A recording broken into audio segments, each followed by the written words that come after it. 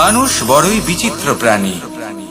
অধিক থেকে অধিকতর ধন লাভ করার চেষ্টায় নিজের শরীরকে নষ্ট করে ফেলেন, নিজের শক্তি হারিয়ে ফেলেন, নিজের সামর্থ্য হারিয়ে ফেলেন। আর যে ধন লাভ করেন সেটা কোথায় যায়? সেই শক্তি, সেই সামর্থ্যকে আবার ফিরে পাওয়ার জন্য। আর কিছু মানুষ জীবন এমন ভাবে যাপন করেন যেন তা কখনোই শেষ হবে না, কিন্তু শেষ তো সবারই হবে। আর যখনই শেষটা কাছে চলে আসে, তখন মানুষ এটা বুঝতে পারেন যে সে জীবনকে উপভোগ করেননি। তার কারণটা কি? লালসা। এই লালসা জন্ম দেয় লোভকে, আর এই লোভ জন্ম দেয় আপনারই বিনাশকে।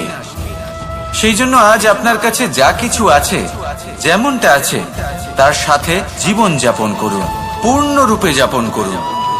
আপনার কাছে যতই ধন, শক্তি, মান থাকুক, তা সবার মধ্যে ভাগ করতে শিখুন। ভাগ করলে ভালোবাসা বাড়ে, আর এই ভালোবাসা দ্বারা জীবন আরো সুখময় হয়ে ওঠে। তাহলে আসুন আর আমার সাথে ভালোবেসে বলুন, রাধা রাধা। মন। জীবনে যখনই কোনো বস্তু বা সুখ স্বাচ্ছন্দ্য অধিক মাত্রায় আপনার কাছে চলে আসে, তখন নিজেকে শ্রেষ্ঠ মনে করার একটা প্রবণতা দেখা যায়, যা হয় আত্মবিশ্বাসে পরিণত হয়, নয়তো অহংকারে। এবার আত্মবিশ্বাস আর অহংকারের মধ্যে অনেক বড় পার্থক্য রয়েছে। আমি এটা করতে পারি, আমি ওটাও করতে পারি, এ হলো আত্মবিশ্বাস। শুধুমাত্র আমি এটা করতে পারি, শুধুমাত্র আমি ওটাও করতে পারি, আমি হলাম সর্বশ্রেষ্ঠ, এটা হলো অহংকার। এবার এই অহংকার এর ধ্বনি অনেক দূর প্রবাহিত হয়, আর এর প্রহার সর্বপ্রথম আপনাকে বিপর্যস্ত করে।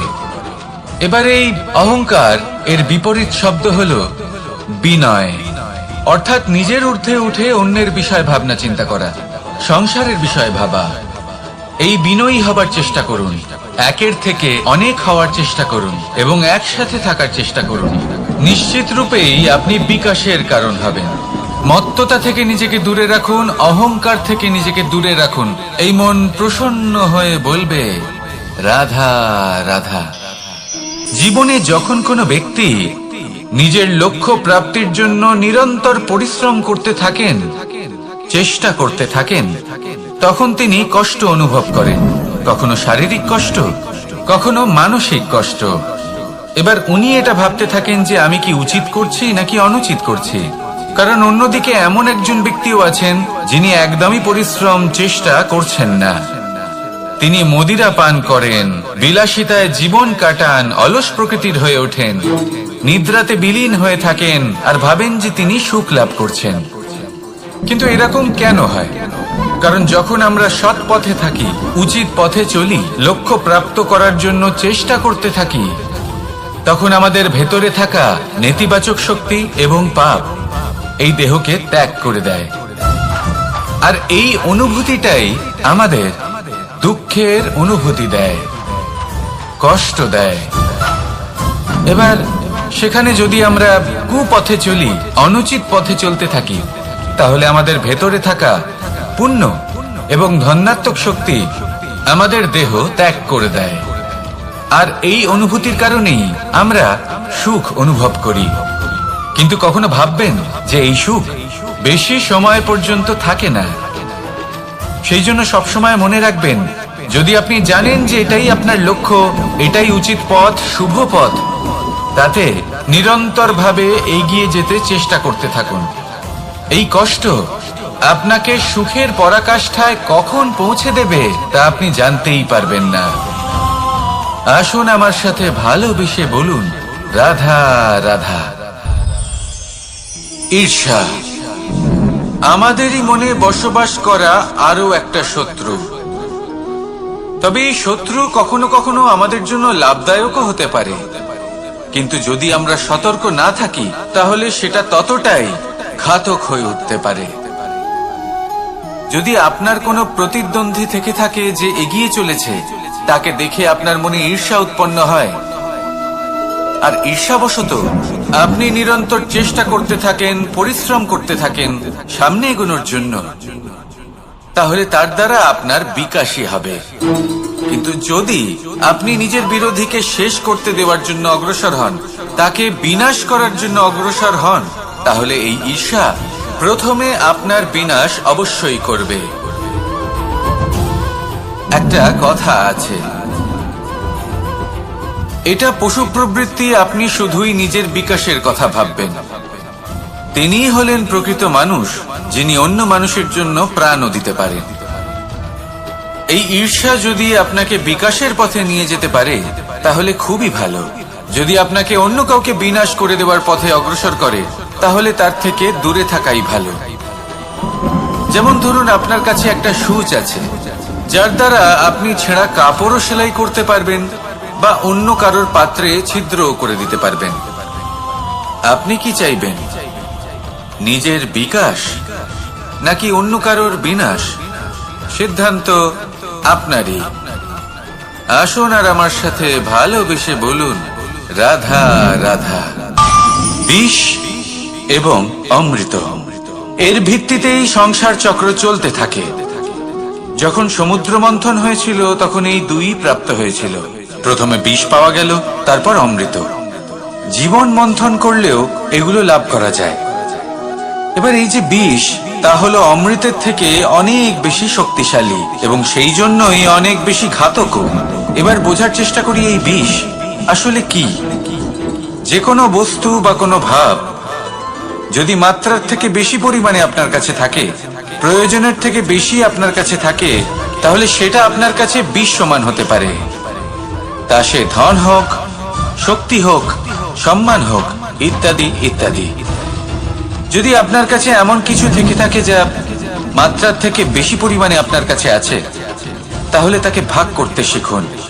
যদি আপনি ভাগ করতে শিখে যান তাহলে এই বিষই আপনার জন্য অমৃতে পরিণত হবে, আর তাদের কাছেও অমৃত সমান হয়ে উঠবে যাদের এই সাহায্যের প্রয়োজন। তাহলে ভাগ করে নিতে শিখুন আর আমার সাথে ভালোবেসে বলুন, রাধা রাধা। কোনো বাড়িতে, কোনো পরিবারে যখন কারোর জন্ম হয় তখন তা কত সুখের মুহূর্ত হয়। সেই ছোট্ট সন্তান যখন কিছুটা বড় হয়, সে হাঁটার চেষ্টা করে, আর সেই প্রক্রিয়াতেও খুব বড় একটা শিক্ষা লুকিয়ে রয়েছে, ঠেলে দেওয়া। যখন আপনি হাঁটতে চান, সামনে এগোতে চান, তখন আপনি কি করেন? নিজের পায়ের তলার যে মাটি তাকে আপনি পেছনে ঠেলে দেন। ব্যাস, এই একই জিনিস তো জীবনেও শিখতে হবে। এবার যদি আপনি জ্ঞানের পথে অগ্রসর হতে চান তাহলে অজ্ঞানতাকে পেছনে সরিয়ে দিতে হবে। যদি আপনি প্রকাশের দিকে এগোতে চান তাহলে অন্ধকারকে পেছনে সরিয়ে দিতে হবে। যদি আপনি ভবিষ্যতে সফল হতে চান তাহলে অতীতের যে অসফলতাগুলিকে পেছনে সরিয়ে দিতে হবে। যে জল বইতে বইতে থেমে যায় তাকে আমরা নালা বলে থাকি, তার থেকে দুর্গন্ধ বের হয়। কিন্তু যে জল বইতেই থাকে তাকেই আমরা পবিত্র জল বলি। তাহলে আপনিও কর্ম করতে থাকুন, কখনো থামবেন না, আর আমার সাথে ভালোবেসে বলুন, রাধা রাধা। দেবে যে আপনি বড় বড় সমস্যার সমাধান করতে পারবেন। এবার যদি কথা বলি সব থেকে কঠিন সময়ের, তাহলে সেটা হলো বিচ্ছেদের। যা মা সীতাকে সহ্য করতে হয়েছে শ্রীরামের জন্য, রাধা কৃষ্ণকেও সহ্য করতে হয়েছে। যে ব্যক্তি বিচ্ছেদের সময় সঠিক পথে চলে এসেছে সে জীবনে অনেক শ্রেষ্ঠ স্থানে অবশ্যই পৌঁছতে পারবে। এবার যদি কথা বলি সব থেকে জরুরি এবং গুরুত্বপূর্ণ সময়ের, তাহলে সেটা হলো সংযোগ। সকলকে সাহায্য করতে থাকুন। আপনি অন্যদের সাহায্য করে তাদের যত আনন্দ দিতে পারবেন ততটাই আনন্দ আপনারও জীবনে অবশ্যই আসবে। আসুন আর আমার সাথে ভালোবেসে বলুন, রাধা রাধা। কামবোধ, এটাই আপনার অন্তরের প্রথম শত্রু। বেশিরভাগ মানুষই কামবোধ বলতে লালসা বোঝেন, কিন্তু এটা সম্পূর্ণ সত্য নয়। কামের আসল অর্থ হলো কামনা। এটা খুবই সহজ ব্যাপার। মনুষ্য শরীর থাকলে, মানুষের মন থাকলে এই কামনা অবশ্যই থাকবে। এবার এটাই দেখতে হবে যে এই কামনা নেতিবাচক কামনা নাকি ইতিবাচক কামনা। অন্য কারোর জিনিসে নজর দেওয়া, অন্য কোনো মানুষের উপর নজর দেওয়া, কোনো অনুচিত বস্তুর দিকে নজর দেওয়া, এই নেতিবাচক কামনা। আর এই দুষ্কামনা মানুষকে দিয়ে অপকর্ম করাবেই করাবে। তাই মনে রাখবেন, যে ব্যক্তি নিজের কামনাকে নিয়ন্ত্রণে রাখতে পারেন তিনি সঠিক পথেও থাকেন, সঠিক লক্ষ্যে পৌঁছতেও পারেন। যিনি কামনা নিয়ন্ত্রণে রাখতে পারেন না তিনি তার পথও হারিয়ে ফেলেন এবং লক্ষ্যচ্যুতও হন। তাই মনে রাখবেন, নিজের কামনাগুলিকে নিয়ন্ত্রণে রাখুন। কাম নামক এই শত্রুর ওপর বিজয় লাভ করুন। আর আমার সাথে ভালোবেসে বলুন, রাধা রাধা। ক্রোধ আপনার অন্তরের আরো একটা শত্রু। এই ক্রোধ আসলে কি? আপনার মনের এক ভাবনা, যা আপনার মনেই উৎপন্ন হয়। এই মন আত্মার সাথে যুক্ত থাকে। এখন একটা ভাবনা যা আত্মার সাথে যুক্ত থাকে তাকে অনুচিত কেন বলা হয় সেটা বোঝার চেষ্টা করুন। ক্রোধ কখনো কখনো জরুরি হয়, বিশেষ রূপে তখন যখন আপনি সঠিক পক্ষে দাঁড়িয়ে রয়েছেন এবং সামনের ব্যক্তি অধর্মের পক্ষে রয়েছেন আর বিনম্রভাবে মানছেন না। যেমন শ্রীরাম ক্রুদ্ধ হয়েছিলেন সাগরের ওপর, ওটা উচিত ছিল। আর তা ততক্ষণই উচিত যতক্ষণ আপনি ক্রোধকে নিয়ন্ত্রণ করছেন। যদি ক্রোধ আপনাকে নিয়ন্ত্রণ করতে শুরু করে তাহলে পরিস্থিতি এমনও হতে পারে, ধরুন একজন ব্যক্তির প্রতি ক্রোধের কারণে আপনি তার ক্ষতি করতে চান। আপনি একটা কয়লা হাতে নিলেন আর সেই কয়লা সামনের ব্যক্তির ক্ষতি করার পূর্বে আপনার হাত জ্বালিয়ে দেবে। ব্যাস, ক্রোধ এটাই করে। সর্বপ্রথম আপনার ক্ষতি করে, আপনার বিবেক হরণ করে নেয়। আপনি আপনার নিয়ন্ত্রণ হারিয়ে ফেলেন আর সবকিছু নষ্ট হয়ে যায়। বেশিরভাগ মানুষ ক্রোধে এমন সিদ্ধান্ত নেন যে সেটা তাদেরই বিনাশের কারণ হয়ে দাঁড়ায়। আর কিছু মানুষ বলেন যে আমাদের জীবনে এত যন্ত্রণা আছে, এত সংকট আছে যে ক্রোধ উৎপন্ন হবেই। আর এরকম সময় এটাই উচিত হবে যে আপনি নিজেকে ক্রোধের থেকে দূরে রাখুন আর তারপর সমস্যার নিবারণ করুন। আর এই নিবারণই আপনার জীবনকে একটা শ্রেষ্ঠ স্তরে পৌঁছে দেবে। তাহলে ক্রোধ থেকে দূরে থাকুন, সুপ্রসন্ন থাকুন আর আমার সাথে ভালোবেসে বলুন, রাধা রাধা। লোভ আপনার অন্তরের আরো একটা শত্রু। দেখতে গেলে এটা একটা শব্দ, একটা সংস্কৃত শব্দ। লব ধাতু থেকে উৎপন্ন হয়েছে। এর অর্থ কিছু লাভ করা। কিছু লাভ করা অনুচিত নয়, আরো কিছু লাভ করাও অনুচিত নয়, কিন্তু সব থেকে বেশি আমি লাভ করব, আমি আরো চাই, আরো বেশি চাই, আরো বেশি পেতে চাই, এটাই হলো লোভ। আর এই লোভ যখন গ্রাস করে তখন আপনি যা পেতে চান, সে ধনই হোক বা মানই হোক, তা অর্জন করার জন্য মানুষ যে কোনো স্তরে পৌঁছে যেতে পারে। যদি মানুষ ধন অর্জন করতে চান তাহলে তার জন্য তারা অধর্মের পথেও চলতে পারেন। যদি সম্মান অর্জন করতে চান তাহলে অন্য মানুষকে ছোটও করতে পারেন। শেষ পর্যন্ত আপনার এটা মনে হতে পারে যে যদি একটু অল্পই প্রাপ্ত করতাম কিন্তু ভালোবেসে প্রাপ্ত করতাম, এই জীবন আরো অনেক বেশি সুখী হতো। লোভ আপনার জীবনে, আপনার মনে কখন যে প্রবেশ করবে সেটা আপনি জানতেও পারবেন না। তাই এটা চিনতে শিখুন আর তৎক্ষণাৎ জীবন থেকে বাইরে ফেলে দিন।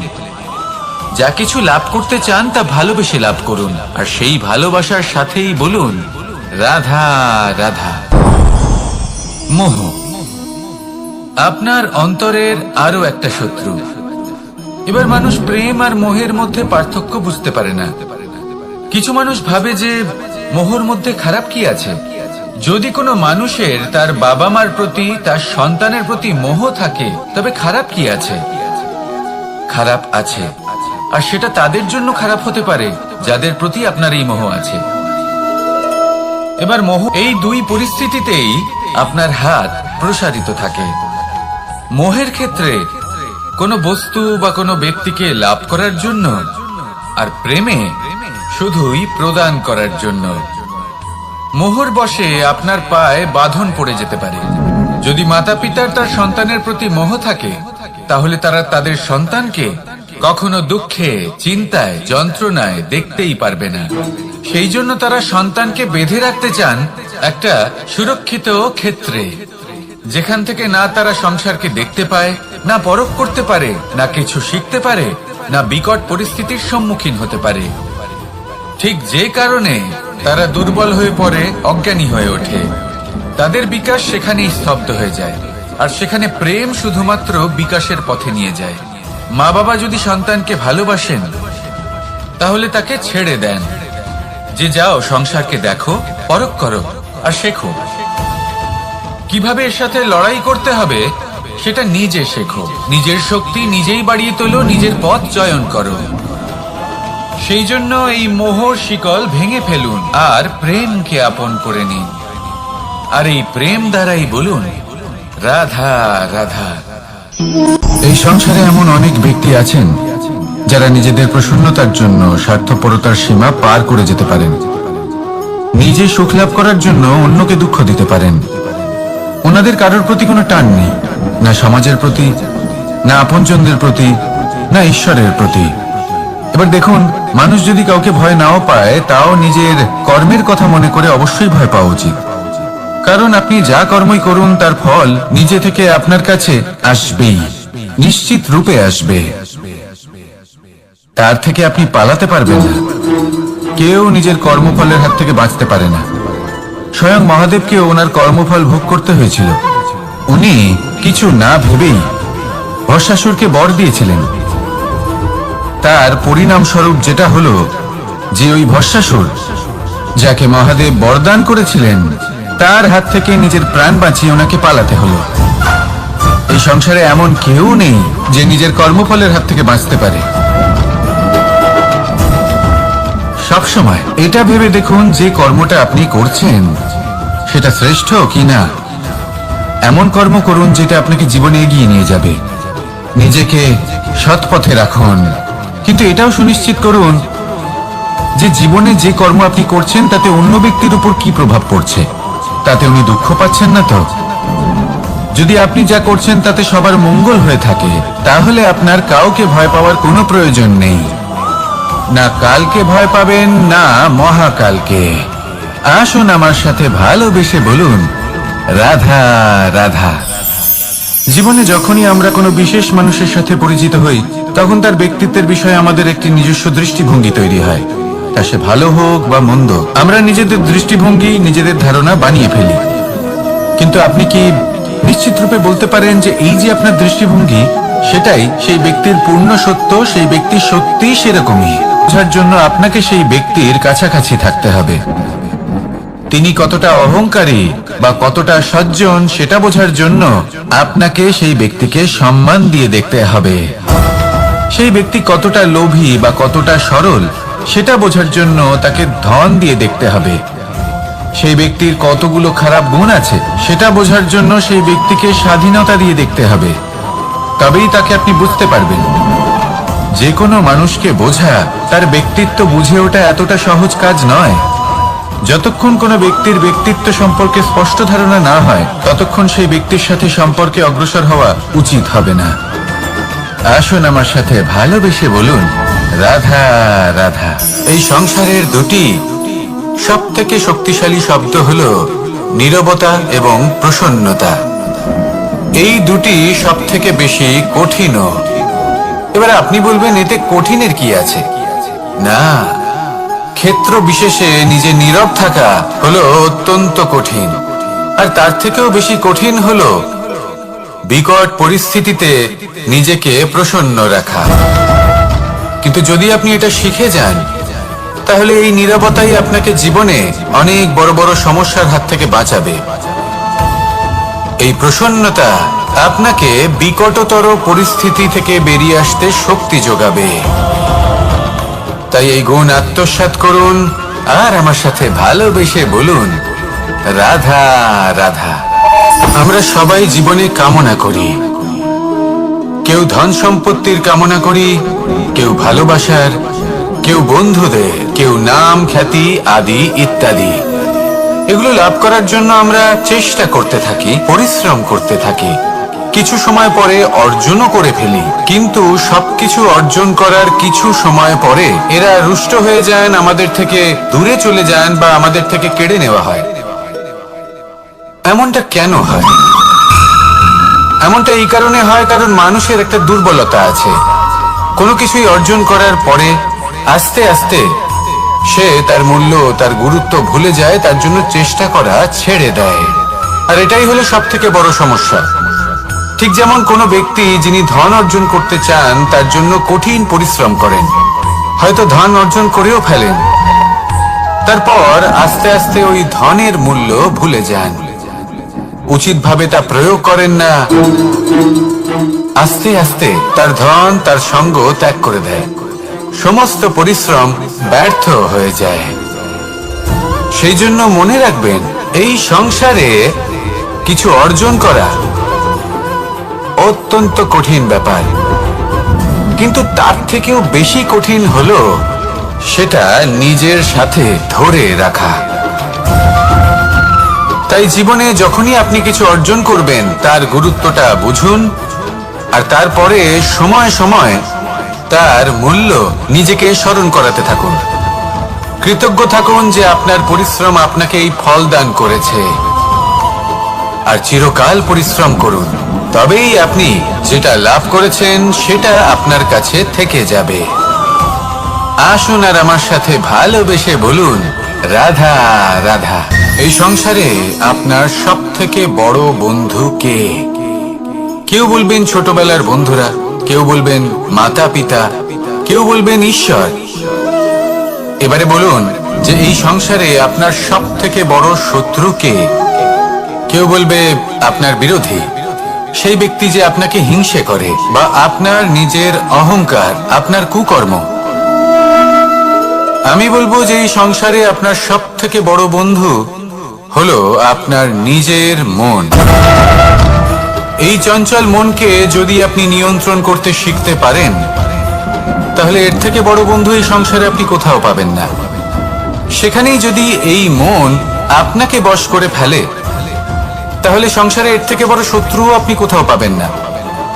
সেই জন্য এই সংসারকে নিয়ন্ত্রণ করার চেষ্টা ত্যাগ করুন। প্রথমে এই মনকে নিয়ন্ত্রণ করতে শিখে যান, তাহলে এই জীবন নিজে থেকেই সাফল্যের পথে অগ্রসর হবে। আর তখন এই মন প্রসন্ন হয়ে বলবে, রাধা রাধা। সংসারে যদি আপনি শুভ কিছু অর্জন করতে চান, তাহলে দুটি পথ আছে। প্রথম হলো ধর্ম, আর দ্বিতীয় হলো কর্ম। কিছু ব্যক্তি এমন কথাও বলেন যে আমরা তো ধর্মের পথেই অগ্রসর ছিলাম, আমরা তো লক্ষ্য প্রাপ্ত করতে পারলাম না, বরং আমাদের নিন্দা হলো। এবার এরকমটা ঠিক কেন হয়? এরকম এই কারণে হয়, কারণ দেখতে গেলে ধর্ম সবসময় আমাদের এমন পথ দেখায় যেটা আমাদের একটা শুভ লক্ষ্য প্রাপ্তিতে সাহায্য করে, কিন্তু সেই লক্ষ্যে আমাদের পৌঁছতে হবে নিজেদের কর্ম দ্বারা। যদি আপনি ধর্মের পথে অগ্রসর হয়ে থাকেন, তাহলে আপনাকে কর্মও করতে হবে।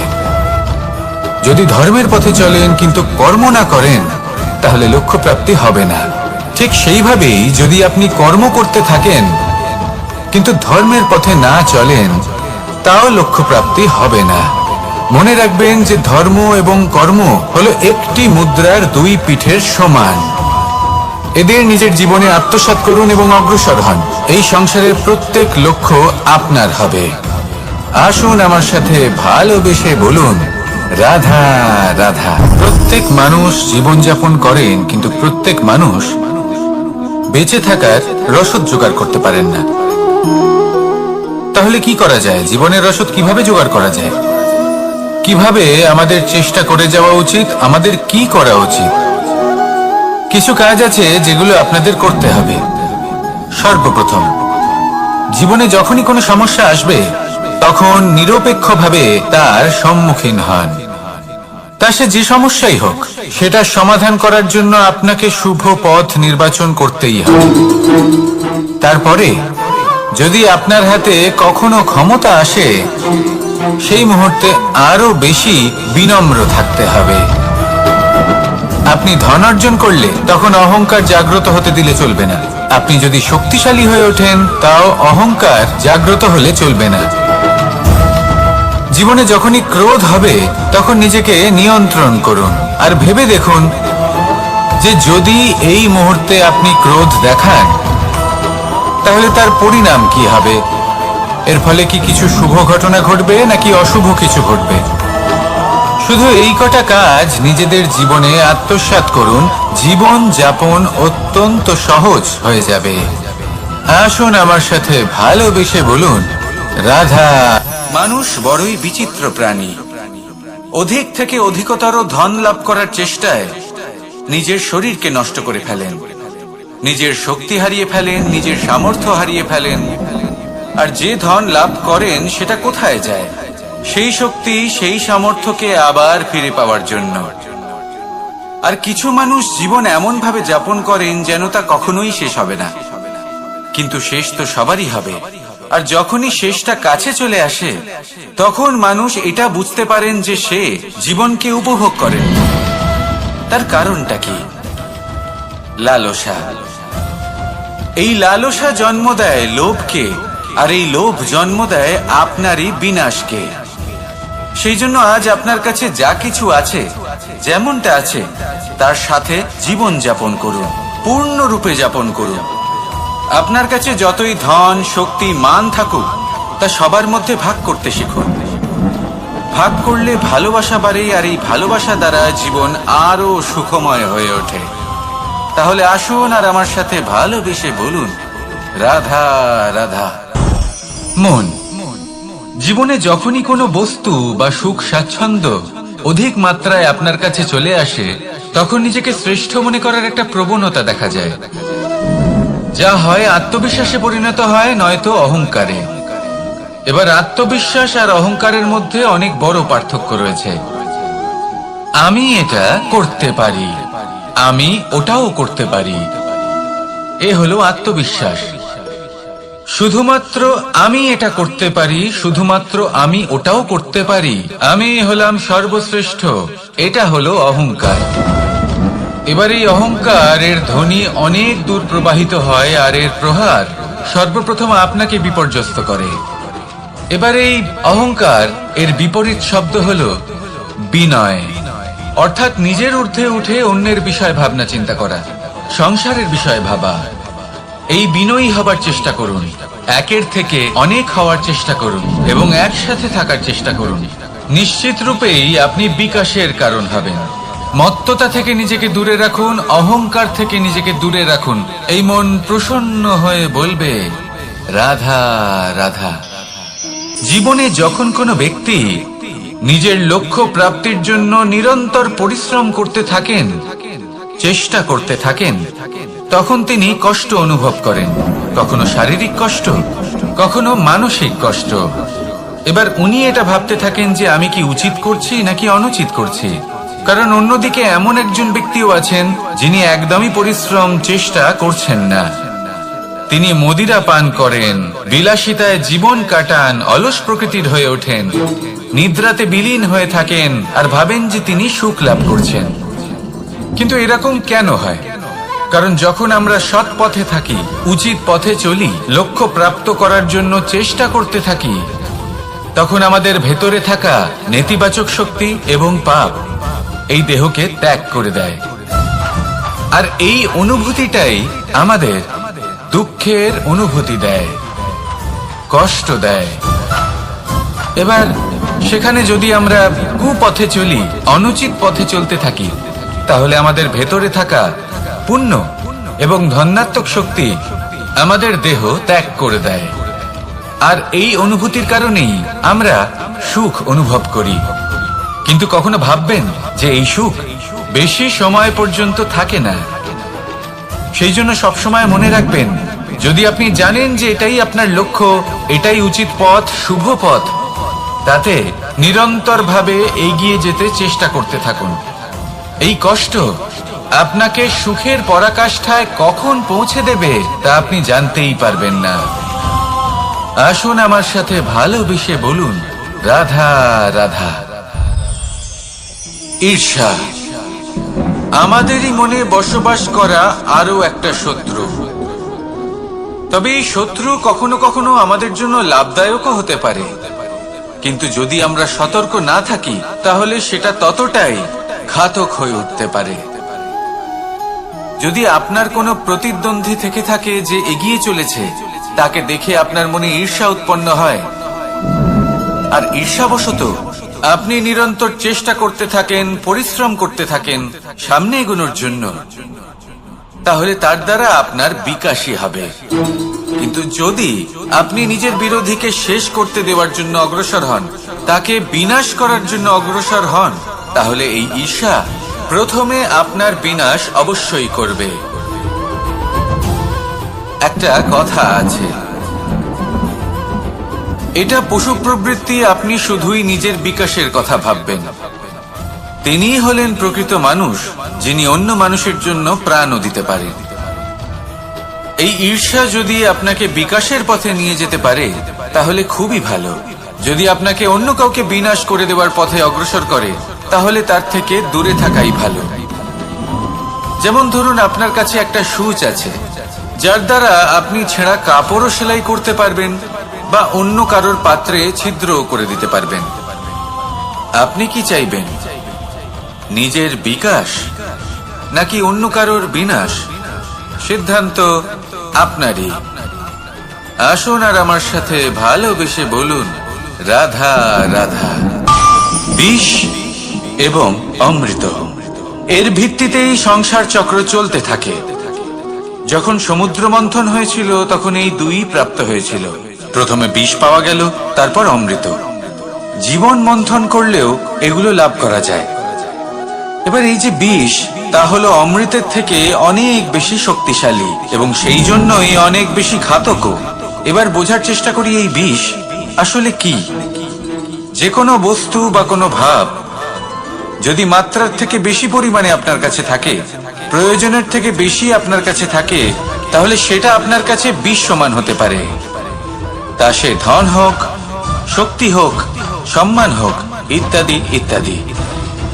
যদি আপনার কাছে এমন কিছু থেকে থাকে যা মাত্রার থেকে বেশি পরিমাণে আপনার কাছে আছে, তাহলে তাকে ভাগ করতে শিখুন। যদি আপনি ভাগ করতে শিখে যান তাহলে এই বিষই আপনার জন্য অমৃতে পরিণত হবে, আর তাদের কাছেও অমৃত সমান হয়ে উঠবে যাদের এই সাহায্যের প্রয়োজন। তাহলে ভাগ করে নিতে শিখুন আর আমার সাথে ভালোবেসে বলুন, রাধা রাধা। কোনো বাড়িতে, কোনো পরিবারে যখন কারোর জন্ম হয় তখন তা কত সুখের মুহূর্ত হয়। সেই ছোট্ট সন্তান যখন কিছুটা বড় হয়, সে হাঁটার চেষ্টা করে, আর সেই প্রক্রিয়াতেও খুব বড় একটা শিক্ষা লুকিয়ে রয়েছে, ঠেলে দেওয়া। যখন আপনি হাঁটতে চান, সামনে এগোতে চান, তখন আপনি কি করেন? নিজের পায়ের তলার যে মাটি তাকে আপনি পেছনে ঠেলে দেন। ব্যাস, এই একই জিনিস তো জীবনেও শিখতে হবে। এবার যদি আপনি জ্ঞানের পথে অগ্রসর হতে চান তাহলে অজ্ঞানতাকে পেছনে সরিয়ে দিতে হবে। যদি আপনি প্রকাশের দিকে এগোতে চান তাহলে অন্ধকারকে পেছনে সরিয়ে দিতে হবে। যদি আপনি ভবিষ্যতে সফল হতে চান তাহলে অতীতের যে অসফলতাগুলিকে পেছনে সরিয়ে দিতে হবে। যে জল বইতে বইতে থেমে যায় তাকে আমরা নালা বলে থাকি, তার থেকে দুর্গন্ধ বের হয়। কিন্তু যে জল বইতেই থাকে তাকেই আমরা পবিত্র জল বলি। তাহলে আপনিও কর্ম করতে থাকুন, কখনো থামবেন না, আর আমার সাথে ভালোবেসে বলুন, রাধা রাধা। যোগাসন। যোগাসনে আসন অত্যন্ত গুরুত্বপূর্ণ। এবার আমি বলবো সবথেকে শ্রেষ্ঠ আসন কোনটি। আশ্বাস। নিজেকে আশ্বস্ত করতে থাকুন যে আমি আছি, সব ঠিক হবে, যা হচ্ছে ভালোর জন্য হচ্ছে। এই আশ্বাস আপনাকে জীবনে এমন ধনাত্মক বিশ্বাস দেবে যে আপনি বড় বড় সমস্যার সমাধান করতে পারবেন। এবার যদি কথা বলি সব থেকে কঠিন সময়ের, তাহলে সেটা হলো বিচ্ছেদের। যা মা সীতাকে সহ্য করতে হয়েছে শ্রীরামের জন্য, রাধা কৃষ্ণকেও সহ্য করতে হয়েছে। যে ব্যক্তি বিচ্ছেদের সময় সঠিক পথে চলে এসেছে সে জীবনে অনেক শ্রেষ্ঠ স্থানে অবশ্যই পৌঁছতে পারবে। এবার যদি কথা বলি সব থেকে জরুরি এবং গুরুত্বপূর্ণ সময়ের, তাহলে সেটা হলো সংযোগ। সকলকে সাহায্য করতে থাকুন। আপনি অন্যদের সাহায্য করে তাদের যত আনন্দ দিতে পারবেন ততটাই আনন্দ আপনারও জীবনে অবশ্যই আসবে। আসুন আর আমার সাথে ভালোবেসে বলুন, রাধা রাধা। কামবোধ, এটাই আপনার অন্তরের প্রথম শত্রু। বেশিরভাগ মানুষই কামবোধ বলতে লালসা বোঝেন, কিন্তু এটা সম্পূর্ণ সত্য নয়। কামের আসল অর্থ হলো কামনা। এটা খুবই সহজ ব্যাপার। মনুষ্য শরীর থাকলে, মানুষের মন থাকলে এই কামনা অবশ্যই থাকবে। এবার এটাই দেখতে হবে যে এই কামনা নেতিবাচক কামনা নাকি ইতিবাচক কামনা।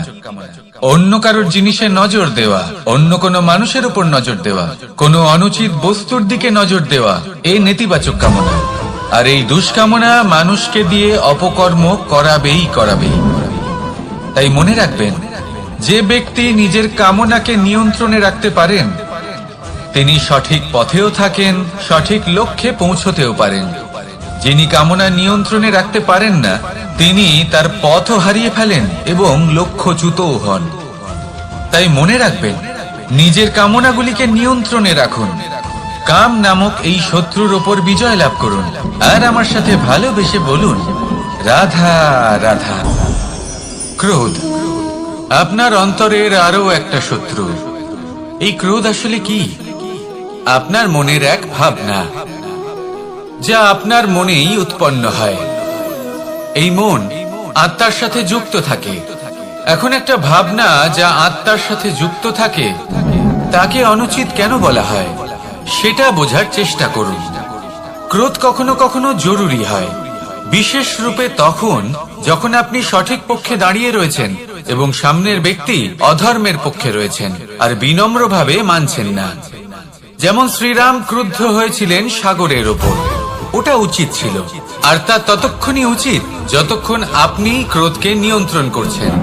যদি ক্রোধ আপনাকে নিয়ন্ত্রণ করতে শুরু করে তাহলে পরিস্থিতি এমনও হতে পারে, ধরুন একজন ব্যক্তির প্রতি ক্রোধের কারণে আপনি তার ক্ষতি করতে চান। আপনি একটা কয়লা হাতে নিলেন, আর সেই কয়লা সামনের ব্যক্তির ক্ষতি করার পূর্বে আপনার হাত জ্বালিয়ে দেবে। ব্যাস, ক্রোধ এটাই করে। সর্বপ্রথম আপনার ক্ষতি করে, আপনার বিবেক হরণ করে নেয়।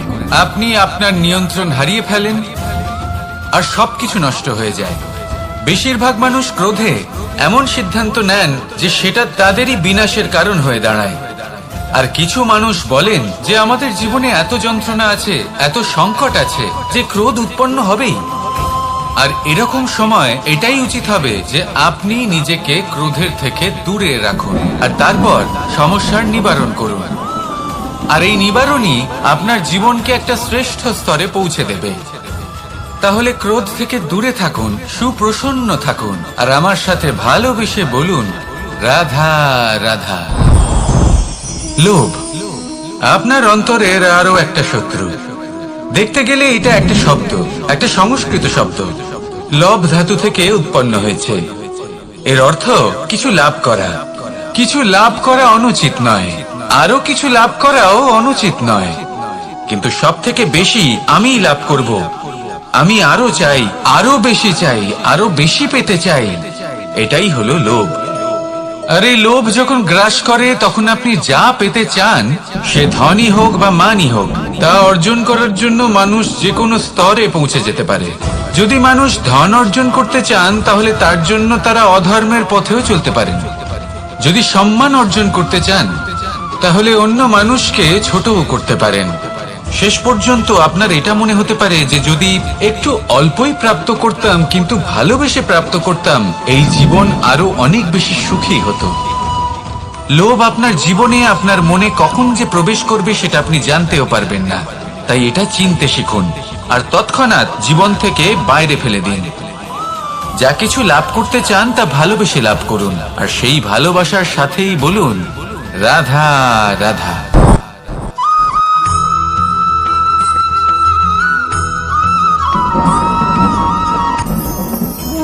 ভোজন, এবার ভোজন সংগ্রহ করার জন্য মানুষ কি না করেন, সব সময় চেষ্টা করতে থাকেন।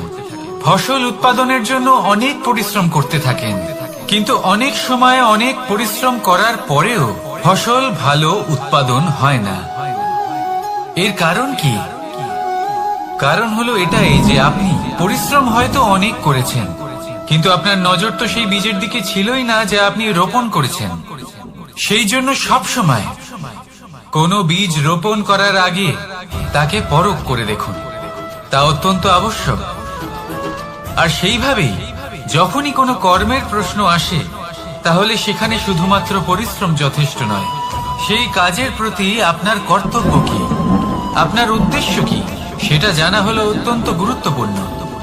তাই কর্ম করুন, কিন্তু সেই কর্মের প্রতি আপনার যা উদ্দেশ্য তার মাহাত্ম্য বুঝতে চেষ্টা করুন। তাহলে আসুন আমার সাথে ভালোবেসে বলুন, রাধা রাধা।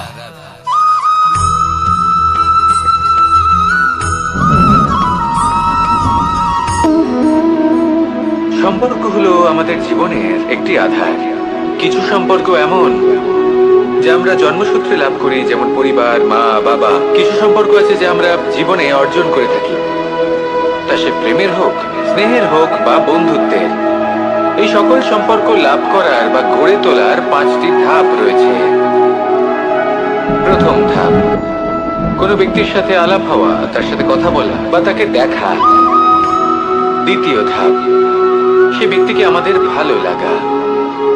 তৃতীয় ধাপ, আমাদের এটা চাইতে শুরু করা যে জীবনে এই ব্যক্তি যেন আমাদের বন্ধু হন, আমাদের জীবনে থাকেন, বা আমাদের কাউকে ভালোবেসে ফেলা। আর এটা আমাদের ভাবা বা চাওয়া যে সেই ব্যক্তি যেন আজীবন আমার সাথে থাকেন, আমার জীবনে আমার সাথী হয়ে। চতুর্থ ধাপ, লাভ করা। এবার এই ধাপটি অনেক মানুষের পক্ষেই খুবই সরল হয়, বড়ই সরল ভাবে নিজেদের সঙ্গীকে লাভ করে থাকেন। কিছু মানুষের জন্য এই ধাপ অত্যন্ত কঠিন হয়ে থাকে।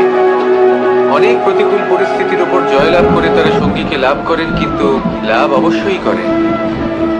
এরপরে আসে পঞ্চম, অন্তিম এবং সব থেকে গুরুত্বপূর্ণ ধাপ। সেটা হলো সেই সম্পর্ক পালন করা। এটা হলো এমন এক বিষয় যা প্রত্যেক মানুষের শেখা উচিত।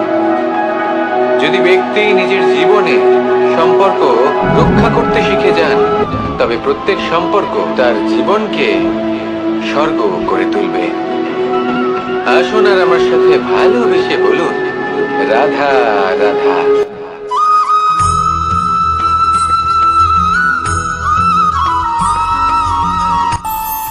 আমাদের মনে যখন কোনো প্রশ্ন ওঠে, কোনো দ্বন্দ্ব জাগে, তখন আমরা যাই আমাদের গুরুর কাছে, আমাদের আরাধ্যের কাছে গিয়ে জিজ্ঞেস করি। এইভাবেই একদিন আমি পৌঁছলাম আমার আরাধ্যের কাছে, আমার মহাদেবের কাছে, আর ওনাকে প্রশ্ন করলাম। এভাবেই পাথরের ছোট টুকরো, তার খুব বেশি গুরুত্ব থাকে না, কিন্তু যখন অসংখ্য পাথরের টুকরো একত্রিত হয় তখন তা পর্বতের আকার ধারণ করে। সেইভাবেই কিছু মানুষ যখন একত্রিত হন তখন তৈরি হয় পরিবার, কিছু পরিবার যখন একত্রিত হয় তখন তৈরি হয় সমাজ, যখন অনেক সংখ্যক সমাজ একত্রিত হয় তখন তৈরি হয় রাজ্য। এবার এই রাজ্যের সব থেকে গুরুত্বপূর্ণ ব্যক্তি হতে পারেন রাজা, কিন্তু তাও সেই রাজা একা কিছু করতে পারেন না। যুদ্ধ লড়ার সময় তারও নিজের সৈন্যদলকে প্রয়োজন পড়ে। কিন্তু এই সংসারে এমন একজন ব্যক্তি আছেন যিনি একাই সব কাজ করতে থাকেন, এবং সেই ব্যক্তি হলেন মা। আমাদের জীবনে একজন পিতার ভূমিকা কিন্তু নিঃসন্দেহে অমূল্য, কিন্তু আমাদের সকলের জীবনে যে ভূমিকা একজন মায়ের তা অন্য কারোর থাকে না। একজন মা একাই সন্তানকে বড় করতে পারেন, সংস্কারী করে তুলতে পারেন, তার জন্য পরিশ্রম করেন। আর এত কিছু কাজ করার পরেও তার কাজের জন্য তিনি প্রশংসা অবশ্য পান না। উল্টে যদি সেই সন্তান অনুচিত পথে চালিত হয়, অনুচিত কর্ম করে, তখন সেই মাকেই অপবাদের পাত্র হয়ে উঠতে হয়। আমাদের জীবনে মায়ের যোগদান কতটা সেটা বুঝুন। আপনাকে বড় করে তোলার জন্য উনি কতটা পরিশ্রম করেছেন সেটা বুঝুন। আজ থেকে, এখন থেকে, এই মুহূর্ত থেকে মাকে সম্মান করতে শিখুন। যখন সময় পাবেন, যখন সুযোগ হবে, তখন তার প্রশংসা করুন, ওনারও ভালো লাগবে। আর মায়ের এই মমতার জন্য তার এই ভূমিকার জন্য আসুন সবাই মিলে আমরা তাকে প্রণাম করি আর সকলে মিলে ভালোবেসে বলি, রাধা রাধা।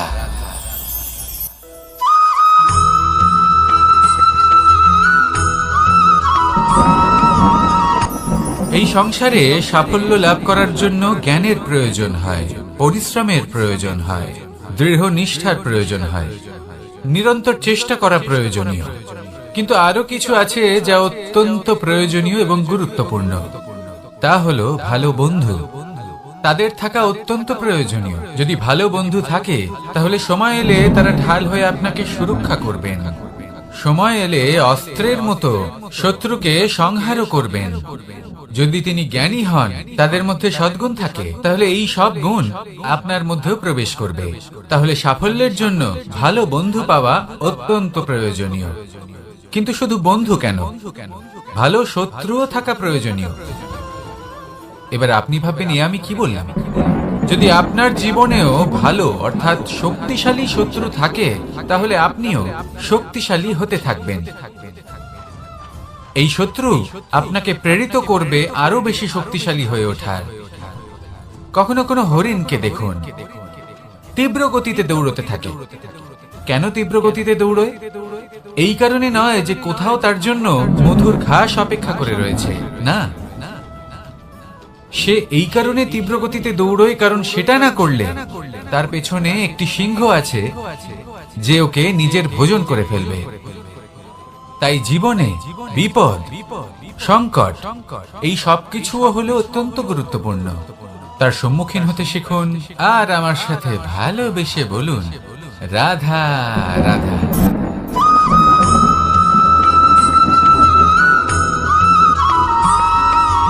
কথায় আছে, প্রত্যেক পুত্র তার পিতার প্রতিচ্ছবি হয়, আর সমস্ত প্রতিচ্ছবি চায় যেন সে তার অস্তিত্ব প্রাপ্ত করতে পারে। পুত্র চায় সে যেন তার পিতার মতো হয়, বা কখনো কখনো তার থেকেও শ্রেষ্ঠ হয়। সেটা কোনো অনুচিত ব্যাপার নয়। অনুচিত তখন হয় যখন পুত্র নিজের পিতার মতো হবার স্বপ্ন পূরণ করতে গিয়ে বা তার থেকেও শ্রেষ্ঠ হওয়ার স্বপ্ন পূরণে অনুচিত পথের আশ্রয় নেয়। কারণ তারপরে সে তার পিতার গুণগুলি আত্মসাৎ করতে চায় না। সে শুধুই এটা চায় যে সংসারের চোখে যেন আমি শ্রেষ্ঠ প্রমাণিত হই। এটা অনুচিত। সংসারে এমন অনেক মানুষ আছেন যারা এই কারণে শ্রেষ্ঠ হওয়ার চেষ্টা করেন যাতে তার পরিবারের তার পিতার সম্মান বৃদ্ধি পায়। এমনও মানুষ থাকেন, আর এটাই হলো পার্থক্য উদ্দেশ্যের। মনে রাখবেন, যদি আপনার উদ্দেশ্য শুভ হয় তাহলে পথও শুভ হবে। যদি আপনার উদ্দেশ্য অশুভ হয় তাহলে পথও অশুভ হবে। তাহলে নিজের পিতার মতো হবার চেষ্টা অবশ্যই করুন, তার থেকেও শ্রেষ্ঠ হওয়ার চেষ্টা অবশ্যই করুন। কিন্তু মনে রাখবেন, আপনার সংকল্প আর আপনার উদ্দেশ্য এই দুই শুভ হওয়া উচিত। তাহলে আসুন আর আমার সাথে ভালোবেসে বলুন, রাধা রাধা।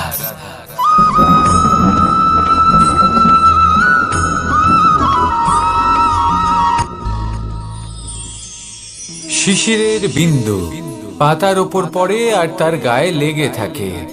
পাতা তাকে শুষে নিতে পারে না, আর শেষ পর্যন্ত সে ঝরে পড়ে যায়। অন্যদিকে রয়েছে মেঘ এবং চাতক। এদের মধ্যে অনেক দূরত্ব থাকে। মেঘ থাকে আকাশে আর চাতক থাকে ধরিত্রীতে। কিন্তু যখন এই মেঘ থেকে বৃষ্টি ঝরে পড়ে, এই চাতক কিন্তু সেই জলই পান করে, নয়তো সে তৃষ্ণার্ত থেকে যায়। এবার অন্যদিকে দেখলাম শিশির বিন্দু আর পাতার এই সম্পর্ক। এরা খুব কাছাকাছি থাকে, ঘনিষ্ঠও থাকে। অন্যদিকে রয়েছে মেঘ এবং চাতকের সম্পর্ক, যাদের মধ্যে অনেক দূরত্ব থাকা সত্ত্বেও তারা খুব ঘনিষ্ঠ, তাই না? এই সারমর্ম খুব সরল। এই নৈকট্য, এই দূরত্ব, তা আপনার সম্পর্কে প্রভাব কিছুতেই ফেলতে পারে না। এই নৈকট্য, এই দূরত্ব, এইসব হলো শুধুমাত্র মনের ব্যাপার। কখনো আপনি অনুভব করেছেন আপনি কারোর থেকে অনেক অনেক দূরে আছেন, অনেক দূরে আছেন, তাও সেই ব্যক্তির প্রতি আপনি টান অনুভব করেন। সেখানে আপনি কারোর সাথে প্রত্যেক দিন অতিবাহিত করেন, সমস্ত জীবন অতিবাহিত করেন, সব থেকে বেশি সময় তার সাথে অতিবাহিত করেন, তাও তার প্রতি সেই টান অনুভব করেন না। এই সংকেত হলো মনের দূরত্বের। তাহলে মনের এই দূরত্ব দূর করুন আর আমার সাথে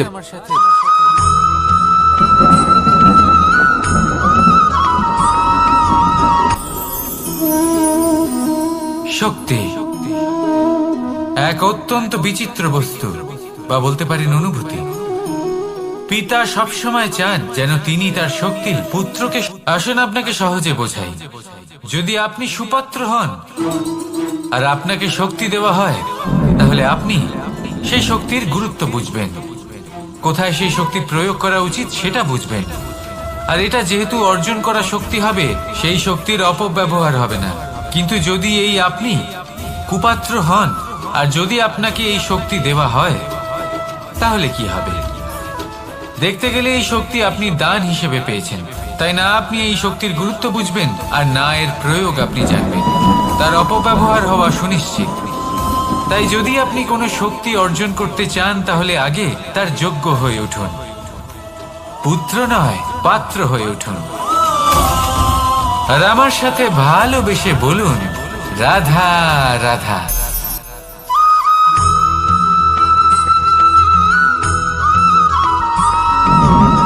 ভালো, শুধু ওনাদের কঠোর ব্যবহার দেখলে আমরা একটু ভয় পেয়ে যাই। এবার ওনাদের এই কঠোর ব্যবহার আমাদের ভালো না লাগলেও অত্যন্ত আবশ্যক, কারণ মাতার থেকে আমরা যে শক্তি লাভ করি তা যেন নিয়ন্ত্রণ হারিয়ে বিধ্বংসী না হয়ে ওঠে। আমরা যেন কোনো কুপথে না চলে যাই, আমরা কখনো যেন দোষ না করে ফেলি। শুধু সেই জন্য পিতা এবং গুরু একটু কঠোর হয়ে ওঠেন, এবং ওনাদের এই কঠোর আচরণ ভবিষ্যতে গিয়ে আমরা অবশ্যই বুঝতে পারি। জীবনে কিছু বছর আমরা এগিয়ে যাই আর তারপর আমরা বুঝতে পারি যে বাবা এবং গুরু আমাদের যথেষ্ট ভালোবাসতেন, কিন্তু ওনাদের ভালোবাসার বহিঃপ্রকাশ আলাদা। প্রয়োজনীয় হলো এটা দেখার, এটা বোঝার যে শুরু থেকে আমাদের প্রতি ওনাদের আচরণ কেমন ছিল। ওনাদের কঠোর হওয়ার পেছনে ওনাদের ভালোবাসাটা বোঝার চেষ্টা করুন, ওনাদের চিন্তাটা বোঝার চেষ্টা করুন, ওনাদের পথপ্রদর্শনের আড়ালে আপনার ভবিষ্যতের জন্য যে পরিকল্পনা ওনারা করেছেন সেটা বোঝার চেষ্টা করুন। তখন আপনারা বুঝতে পারবেন ওনাদের ভালোবাসাকে।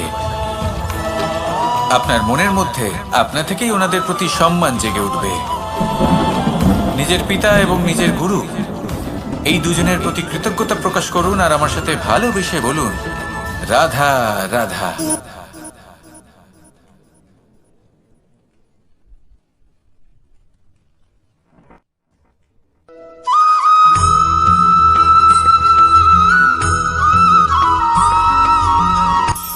কখনো কোনো বাগানের কোনো বৃক্ষকে দেখেছেন যেখানে সুগন্ধি ফুল থাকে, রসালো ফল থাকে? রোদ পেলে এই বৃক্ষগুলি শুকিয়ে যায়। প্রয়োজনের থেকে কম রোদ পেলেও এই বৃক্ষ কিন্তু শুকিয়ে যায়। প্রয়োজনের থেকে কম জল যদি পায়, এই বৃক্ষ শুকিয়ে যেতে পারে। প্রয়োজনের থেকে অতিরিক্ত জল যদি পায়, তখনও এই বৃক্ষের শিকড়গুলি নষ্ট হয়ে যেতে পারে। এবার এটাই কিন্তু আমাদের সংসারের সাথেও হয়। আমাদের সংসারের সকল প্রতিভাশালী ব্যক্তি, যেমন লেখক, বিচারক, প্রবক্তা, যোদ্ধা, এদের সবার ক্ষেত্রে এই কথাটাই প্রযোজ্য। যদি বেশি প্রশংসা করা হয়, তাহলেও এরা হারিয়ে যাবেন। প্রয়োজনের থেকে বেশি যদি নিন্দা করা হয়, তখনও তারা নত হয়ে পড়বে।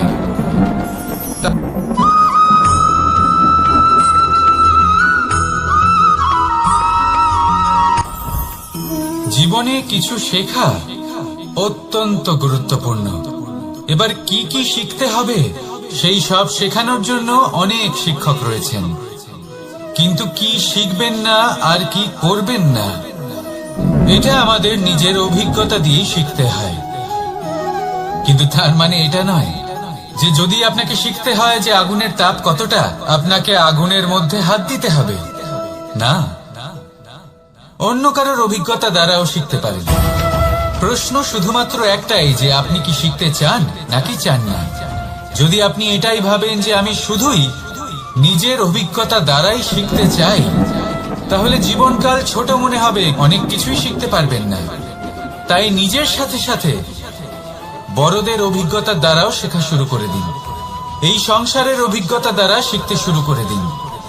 আর এটা নিশ্চিত রূপে শেখা আবশ্যক যে কখন কি করবেন না, কোথায় থামতে হবে আর কোথায় থামবেন না। তাহলে আসুন আর আমার সাথে ভালোবেসে বলুন, রাধা রাধা।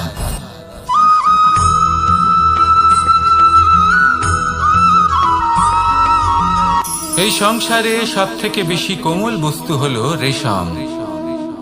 এই রেশম এতটাই কোমল হয় যে এর পুরো একটা থান শুধুমাত্র একটা হাতে ধরা সম্ভব। পাক দিতে থাকে, পাক দিতেই থাকে, দিতেই থাকে, আর আস্তে আস্তে তার মধ্যেই জড়িয়ে পড়ে। শেষে ওর এই সুন্দর অমূল্য সৃষ্টি রেশমের এই সুতো তার নির্মাণ কার্য পূর্ণ হয়, কিন্তু তাতেই ও নিজে বন্দী হয়ে যায়। নিজেরই মায়াজালের এই বন্দী গৃহে নিজেই ফেঁসে যায়। এবার এই সুতোকে ব্যবহারযোগ্য করে তোলার জন্য এই কীটগুলিকে এই কবচের সাথেই ফুটন্ত জলে ফেলে দেওয়া হয়। এই সংসারে যদি আমাদের স্বপ্ন এই সংসারের দুঃখ হরণ করার জন্য, এই সংসারে সুখ বিতরণ করার জন্য হয়, তবেই আমাদের প্রগতি সম্ভব। যদি আমাদের এই স্বপ্ন শুধুই আমাদের এবং আমাদের স্বার্থ সিদ্ধির জন্য হয়, তাহলে এই স্বপ্ন আমাদের অন্ধ করে দেবে, আমাদের অন্ধকারের পথে নিয়ে যাবে, আর আমরাও সেই কীটের মতো হয়ে যাব। নিজেদেরই মায়াজালে আমরা নিজেই ফেঁসে যাব, আর শেষে আমরা যদি কিছু লাভ করি তা হবে একাকিত্ব, অন্ধকারময় মৃত্যু। তাই স্বপ্ন অবশ্যই দেখুন, কিন্তু এমন ভাবে স্বপ্ন দেখবেন না যে তার এই বন্দিগৃহে আপনি নিজেই ফেঁসে গেলেন। স্বপ্ন দেখুন পরোপকারে।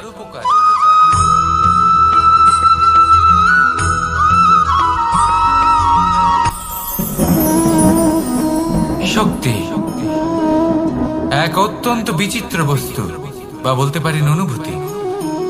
পিতা সবসময় চান যেন তিনি তার শক্তি পুত্রকে। আসুন আপনাকে সহজে বোঝাই।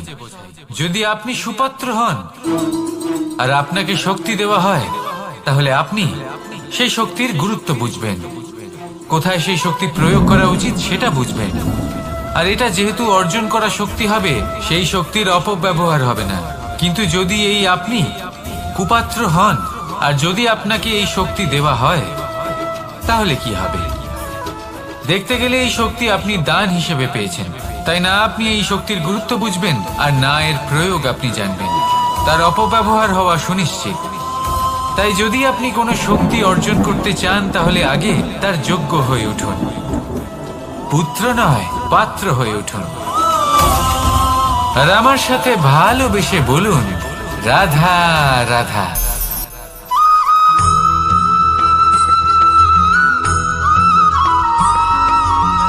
এই সংসারে প্রত্যেক মানুষ এটাই চান যে তিনি যেন ধনবান হন, আর্থিক অবস্থা তার ভালো থাকে। তুই আঘাত প্রদান করুক না কেন, প্রেম পূর্বক সহ্য করে, আর তার বদলে অমূল্য রত্ন প্রদান করে। সন্তান যদি হাল চালায়, তাহলে তার বদলে তাকে অন্ন প্রদান করে। এটাই হলো ধরনী। এবার এর থেকে আমরা কি শিক্ষা পেতে পারি? এটাই যে কারোর জন্য কিছু করা বা কাউকে কিছু দেওয়া মনে কোনো কামনা ছাড়াই। আর এই কথাটা বুঝে যান, যদি কারোর জন্য কামনা না রেখে বা কোনো পাওয়ার আশা না রেখে কারোর জন্য কিছু করেন বা কারোকে কিছু দেন, যদি এটা আপনি শিখতে পারেন, তবে আপনি ভালোবাসতে শিখে গেছেন। আর সেই জন্যই এই ধরিত্রীকে মাতা বলা হয়, কারণ মাতা শুধু উনি নন যিনি গর্ভে সন্তানকে ধারণ করেন, মাতা তো উনিও যিনি জীবন বাঁচতে শেখান, যিনি জীবন বাঁচার উদাহরণ প্রদান করেন। তাহলে ধরনীর থেকে এই নিঃস্বার্থ ভাব শিখুন, নিঃস্বার্থ ভালোবাসা শিখুন, আর এই ভালোবাসার সাথেই বলুন, রাধা রাধা।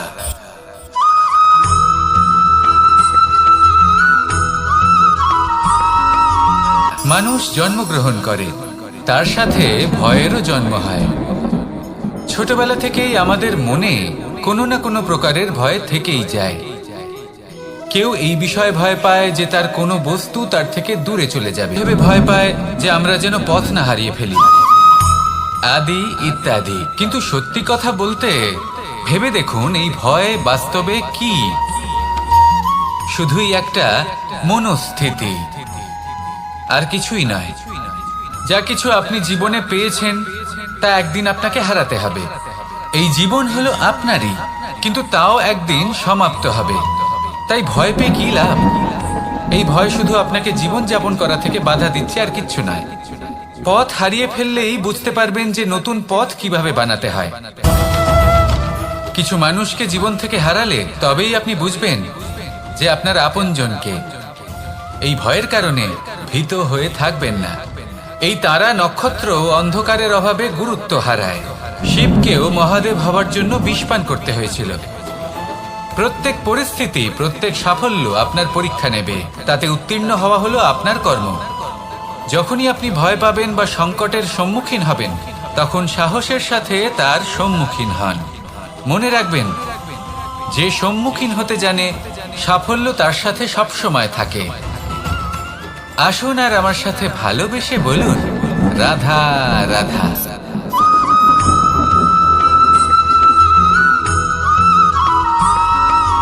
জীবনে অগ্রসর হওয়ার জন্য আমাদের কাকে প্রয়োজন হয়? মাতা পিতা, বন্ধু, প্রেম, সাহায্য, অর্থ, পরিশ্রম, আশা। ভিন্ন ভিন্ন মানুষ ভিন্ন ভিন্ন বিকল্প চয়ন করে। যদি আমি আপনাকে বলি, তাহলে জয় আর পরাজয়ের মন্ত্র দুটো শব্দের উপর নির্ভর করে, মেনে নেওয়া আর দৃঢ় হওয়া। যদি মেনে নেন তাহলে হেরে যাবেন, যদি দৃঢ় হন তাহলে নিশ্চিত রূপে জয়ী হবেন। যদি কখনো আপনি ক্লান্ত হয়ে ওঠেন, আপনি দুঃখী হন, পুরোপুরি ভেঙে পড়েছেন, তখন মেনে নেবেন না যে আপনি ভেঙে পড়েছেন, নয়তো হেরে যাবেন। তখন উল্টে স্থির করবেন যে যাই হয়ে যাক না কেন, আমি জয়ী হবই। আর আপনি দেখবেন যে জয় নিশ্চিত রূপে আপনার কাছেই আসবে। তাহলে এই কথা মনে রাখবেন আর আমার সাথে ভালোবেসে বলবেন, রাধা রাধা।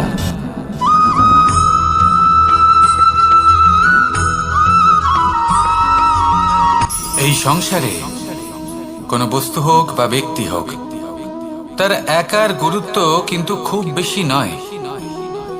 একটা উদাহরণ হিসেবে বৃষ্টির ফোঁটাকে ভেবে দেখুন। যদি একটি বৃষ্টির ফোঁটা হয় তাহলে তার খুব বেশি গুরুত্ব থাকে না, কিন্তু যখন সহস্র বৃষ্টির ফোঁটা মেঘের মধ্যে দিয়ে ঝরে পড়ে, তখন সেটা বর্ষার রূপ ধারণ করে। সেই বর্ষা যা এই প্রকৃতিকে শান্ত করে।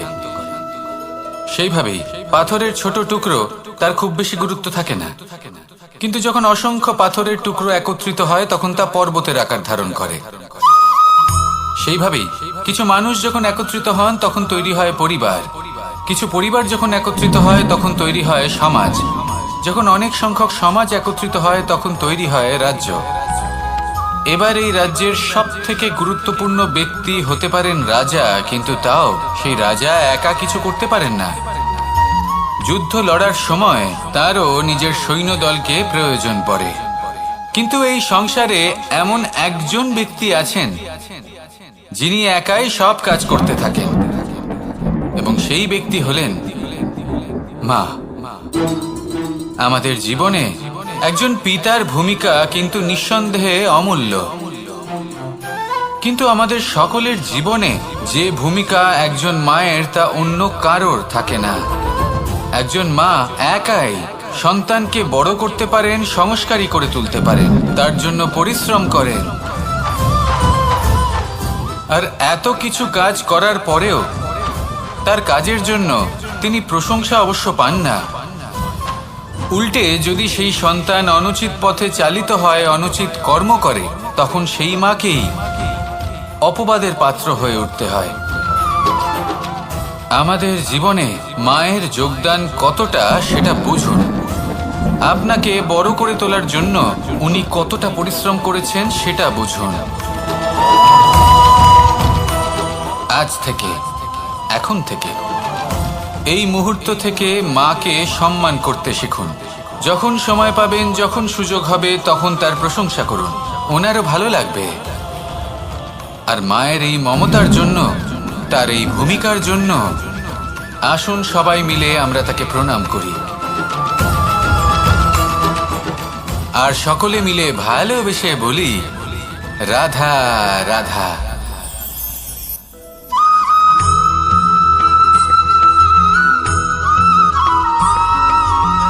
এই সংসারের সব থেকে গুরুত্বপূর্ণ তত্ত্ব কোনটা? প্রথম হলো সময়। জন্ম থেকে মৃত্যু পর্যন্ত এই যে সময়, এটাই তো হলো জীবন। দ্বিতীয় হলো জীবন, যাতে আমরা সময়ের সদ্ব্যবহার করি, শ্রেষ্ঠ থেকে শ্রেষ্ঠতর কাজ করার চেষ্টা করি। বহু বছরের এই পরম্পরা, এই সংস্কৃতিকে এগিয়ে নিয়ে যাওয়ার চেষ্টা করি। এই সংসারে আমরা অংশগ্রহণ করতে চেষ্টা করি। তৃতীয় হলো ধন, সেই ধন যা প্রত্যেক ব্যক্তি অর্জন করতে চেষ্টা করেন। এবার এই তিনটি তত্ত্বের মধ্যে একটা সামঞ্জস্য আছে, সমান ব্যাপার আছে। সে ধনই হোক বা সময় হোক বা হোক জীবন। আর সেই সমান ব্যাপার হলো যে যদি আপনি এটা গণনা করতে থাকেন তাহলে তা কমতে থাকে, যদি আপনি এটা ব্যবহার করেন তাহলে তা বাড়তে থাকে।